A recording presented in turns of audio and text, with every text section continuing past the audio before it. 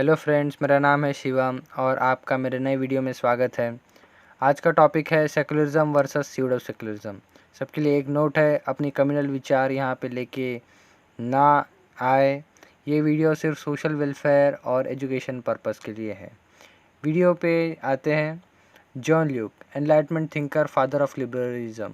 इनका मानना था कि स्टेट स्पॉन्सर्ड रिलीजन नहीं होना चाहिए, वरना स्टेट वॉर पे चला जाएगा रिलीजन के वजह से। और सेंट्रल ईस्ट के कंट्रीज़ में हम यही देख रहे हैं।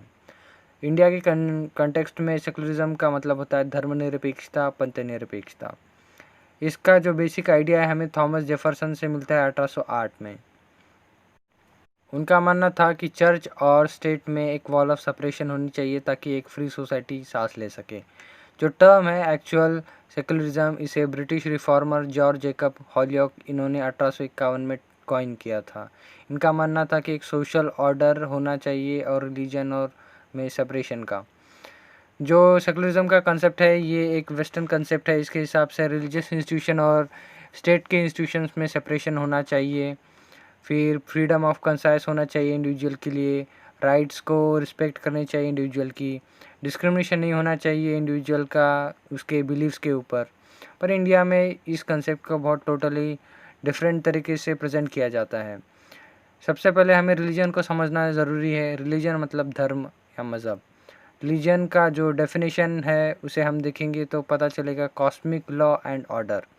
हम क्यों दुनिया की बाहर की बातें मानते हैं, हमने एक जगह शांत बैठना चाहिए और हमारे अंदर की कॉस्मिक एनर्जी को बैठ के समझना चाहिए, तब हम जाके सही में नॉलेजेबल हो जाएंगे। सबसे मेन क्वेश्चन है सेकुलरिज्म इंडिया में हर वक्त धर्मनिरपेक्षता की होती है और पंथ निरपेक्षता के बारे में हम क्यों नहीं बात करते? क्योंकि धर्मनिरपेक्षता हमें वोट दिलाती है और पंथ निरपेक्षता हमें कुछ नहीं दिलाती। इंडिया में कम्युनल वायलेंस बहुत पहले से होते आ रहे हैं, पर सबसे डेडली पहला कम्युनल वायलेंस हुआ था सितंबर 1969 गुजरात में। और आज तक हम ऐसे बहुत सारे वायलेंस से गुजर चुके हैं। ये जो 1969 का वायलेंस हुआ था वो हुआ था एम्प्लॉयमेंट के डिस्प्यूट पे एक मिल में, जहाँ पे एक कम्युनिटी को ज़्यादा रिप्रेजेंट कर दिया गया था। और इस कम्युनल वायलेंस के वजह से जो फैब्रिक ऑफ सेकुलरिज्म है ये डिस्टर्ब हुआ था सबसे पहली बार बहुत बुरी तरीके से। 1857 में जब हमारे लोगों ने अंग्रेज़ों के ख़िलाफ़ अपने रिलीजन को बचाने के लिए लड़ाई लड़ी थी, और आज के लोगों को अगर देखता हूँ तो बहुत ही शेमफुल फील करता हूँ। जो हमारा एसेंस ऑफ ब्रदरहुड है वो धीरे धीरे खो रहे हैं, और जो फंडामेंटलिस्ट आइडियोलॉजी है रिलीजन की वो ज़्यादा सर उठा रही है। ऐसा नहीं है कि एसेंस ऑफ ब्रदरहुड टोटली ख़त्म हो चुकी है, ये अभी भी है। वासुदेव कुटुंबकम, वर्ल्ड इज़ वन फैमिली, हमें इस बिलीफ पे चलना चाहिए। जो इंडिया का कॉन्स्टिट्यूशन है उसमें सेकुलरिज्म वर्ड ओरिजिनली नहीं था। हमारे प्रधानमंत्री नेहरू जी और डॉक्टर B.R. अम्बेडकर इन्होंने जानबूझ के असेंबली में डिबेट के बाद ये डिसाइड किया था कि सेकुलरिज्म ये वर्ड हमारे प्रीएम्बल में नहीं जाएगा। पर ये वर्ड 1976 में 42nd अमेंडमेंट के थ्रू डाल दिया गया था। इसके बाद में जो कम्युनल क्लैशेस है उसमें ज़्यादा बढ़ोतरी देखी गई है, जिन्होंने बहुत ज़्यादा डेडली रूप ले लिया। इंडिया में सेकुलरिज्म ये एक कॉन्सेप्ट नहीं होके पावर है। जिसके पास सेकुलरिज्म का पावर है वो ज़्यादा सप्रेसिव हो जाता है पब्लिक के ऊपर। अगर रिलीजन के पास है तो भी पब्लिक सप्रेस होती है, और स्टेट के पास हो तो भी ही पब्लिक ही सप्रेस होती है। जो वर्ड है सेकुलरिज्म ये स्टेट के लिए है, ना कि लोगों के लिए। लोग रिलीजियस हो सकते हैं, पर साथ ही साथ वाइस भी होना बहुत ज़्यादा ज़रूरी है लोगों के लिए। हमने किसी एक कम्युनिटी के ऊपर सेकुलरिज्म का पूरा बोझ नहीं देना चाहिए। लोग सोचते हैं कि वो सेकुलर है, उन्होंने किसी और के रिलीजियस मैटर्स में स्टेट का इंटरवेंशन या फिर खुद का इंटरवेंशन नहीं करना चाहिए, ताकि वो भी जो अपने रिलीजन से है वो फ्री रहे, जो चाहे कर सके और दूसरों को भी अपने मर्ज़ी से करने दे।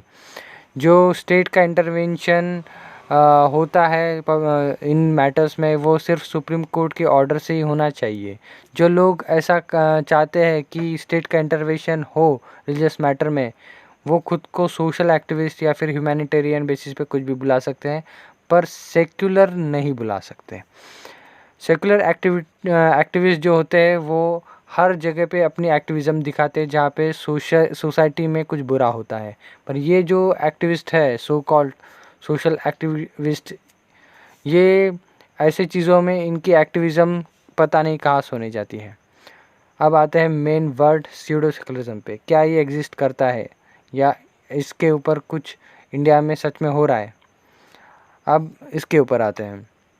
जब आप सोशल एक्टिविस्ट है, ह्यूमैनिटेरियन है, तो आप सेकुलर नहीं हो सकते, या फिर आप सेकुलर है तो ये आप दोनों चीज़ें एक साथ नहीं हो सकते। इसलिए ये वर्ड आता है स्यूडो सेकुलर। इस दुनिया में कोई भी ऐसा बंदा नहीं है जो सेकुलर है, सब किसी ना किसी रिलीजन को फॉलो करते हैं या फिर अथिस्ट है। अगर वो खुद को सेकुलर मानता है और फिर भी किसी और के रिलीजन या खुद के रिलीजन में इंटरफियर करता है, तो आपको क्या लगता है कि वो ये सब कितना जायज़ है? इंडिया में सेकुलरिज्म के नाम पे गवर्नमेंट रिलीजियस मैटर्स में बहुत ज़्यादा इंटरफियर करती है और ये भी उतना सही नहीं है। Amartya Sen, Indian Nobel laureate, इनका मानना है कि स्टेट ने खुद को रिलीजन से इक्विडिस्टेंट कर लेना चाहिए और जो रिलेशन है रिलीजन के साथ वो बिल्कुल भी नहीं रखना चाहिए। आप बताइए कि आप कौन हैं? Religious person, atheist, social activist या एक स्यूडो सेकुलर इंसान? आप खुद के लिए ये डिसाइड कर सकते हैं। Decide for your self. अब आते हैं सॉल्यूशन पे। सॉल्यूशन किस पे? Communal riots. जो दंगे होते हैं इंडिया में सेकुलरिज्म के नाम के ऊपर, हम इस राइट्स को कभी कभी जायज़ ठहराते, इनको कैसे सॉल्व किया जाए? एक्चुअली जो स्टेट है उसे इक्विडिस्टेंट नहीं करना है रिलीजन से। जो पॉलिटिक्स है, जो पॉलिटिशियंस है, उन्होंने रिलीजन से खुद को इक्विडिस्टेंस करना चाहिए। किसी भी पार्टी को religion, caste, creed, language, state जो है इन चीज़ों को अपने पार्टी के आइडियोलॉजी के लिए या फिर किसी भी प्रमोशन के लिए यूज़ नहीं करना चाहिए। जो हमारा एजेंडा होना चाहिए वो होना चाहिए डेवलपमेंट और अपलिफ्टमेंट ऑफ सोसाइटी। पर इंडिया में बहुत सारी पार्टीज़ है जो खुद को सेकुलर मानती है और दूसरी पार्टीज़ को कम्युनल मानती है, जो कि दोनों भी चीज़ें नहीं है। ना कोई पार्टी सेकुलर परफॉर्म करती है, ना कोई पार्टी एकदम कम्युनल भी परफॉर्म करती है। दोनों भी एक मिक्सचर रख के चलते हैं। जो पार्टीज़ है वो पीपल को प्रोवोक करती है, बाहर निकलने के लिए कहती है, गवर्नमेंट के अगेंस्ट एक्ट करने के लिए करती है, और ये सब अनऑफिशियली होता है और इस तरह से हमारे जो पीस है कंट्री का उसे हम डिस्टर्ब कर देते हैं। जो हमारे पार्टीज़ के लीडर्स होते हैं पब्लिकली बोलते हैं कि अगर ये गवर्नमेंट आ जाएगी तो इस कम्युनिटी का नुकसान हो जाएगा या फिर कुछ भी ब्ला ब्ला ब्ला, ये चीज़ें पब्लिकली बोलना अलाउ नहीं करना चाहिए, क्योंकि ये बस दंगे भड़काने के ये है कारण है और कुछ नहीं। हम इंडिया में सेकुलरिज्म को बहुत ज़्यादा अटेंशन देते हैं, एक्चुअल में हमें ये नहीं करना चाहिए। हाँ, हमें ये नहीं करना चाहिए, आपने सही सुना। हमारे कॉन्स्टिट्यूशन में ह्यूमैनिटेरियन राइट्स बहुत सारे हैं, हमें उसके लिए काम करना चाहिए, उन्हें मानना चाहिए। हमारी जो ड्यूटी है वो है इस देश की यूनिटी और इंटीग्रिटी को बनाए रखना, और हमें इस चीज़ को किसी भी हाल में पूरा करना है। जो हमारी लोगों की इंडिविजुअल डिग्निटी है उसे भी हमें मेंटेन करना चाहिए। एक दूसरे को रिस्पेक्ट भी करना चाहिए, उनके बिलीव्स को भी हमने रिस्पेक्ट करना चाहिए। हमारे डिस्प्यूट्स हो सकते हैं, अलग अलग चीज़ों पे हमारे अलग अलग मत हो सकते हैं, पर अगर इन मतों के वजह से दंगे होते हैं तो अंत में दंगों के बाद में भी हमें बात करके ही इस मसले को सॉल्व करना है। तो क्यों ना हम दंगे को स्किप करें और मसले पे बात करें, तरह से ही हमारे प्रॉब्लम्स सॉल्व होंगे। हमने जो हमारी न्यूज़ मीडिया है वो इन मुद्दों को बहुत ज़्यादा उठाती है, बहुत ब्रेकिंग न्यूज़ बनाती है बस टीआरपी के लिए। हमने न्यूज़ मीडिया के बातों में नहीं आना चाहिए। जो फॉरेन मीडियाज़ है हमने उनको हमारे रिलीजियस मैटर्स पे लिख के हमारे इंडिया में ही पब्लिश करने की बिल्कुल अनुमति नहीं देनी चाहिए। ये लोग जो फॉरेन पावर्स है ये हमारे इंडिया के डिस्ट्रक्शन का ही वेट कर रहे हैं ताकि हम एक दूसरे से लड़े और हमारा अखंड देश खंड खंड हो जाए। कोई रिलीजन, कोई कास्ट, कोई क्रीड, कोई स्टेट हमारे नेशन से बड़ा नहीं है। सबसे पहले देश है, नेशन फर्स्ट। अगर कोई अपने रिलीजन को, कास्ट को या स्टेट को सबसे आगे रखता है और नेशन को सेकेंडरी समझता है और हमारे देश की पब्लिक प्रॉपर्टी को नुकसान पहुंचाता है, उनके लिए एक मस्त एक्ट है UAPA। इसे हम उनके ऊपर लगा सकते हैं। एक्चुअल में जो वर्ड है सेक्युलर, ये हमारे जो संविधान का जो बेसिक वैल्यू है जिससे हमें रिजर्वेशन और माइनॉरिटी राइट्स मिलते हैं, ये इन चीज़ों को कॉन्ट्राडिक्ट करता है एक तरह से। सेकुलरिज्म इस वर्ड को रिप्लेस करके ह्यूमैनिटेरियन को इंसर्ट करना चाहिए, ऐसा मेरा पर्सनल मानना है। अगर हमें सेकुलरिज्म को ही अप्लाई करना है रियल सेंस में तो हमें UCC की ज़रूरत है और इसका एक अच्छा एग्जांपल हमारे इंडिया में है गोवा। हमारा जो संविधान है वो हमारे देशवासियों के लिए डिज़ाइन किया गया है, हमारे देशवासियों के नीड्स के हिसाब से डिज़ाइन किया गया है और उसमें धीरे धीरे उसी हिसाब से चेंजेस आ रहे हैं।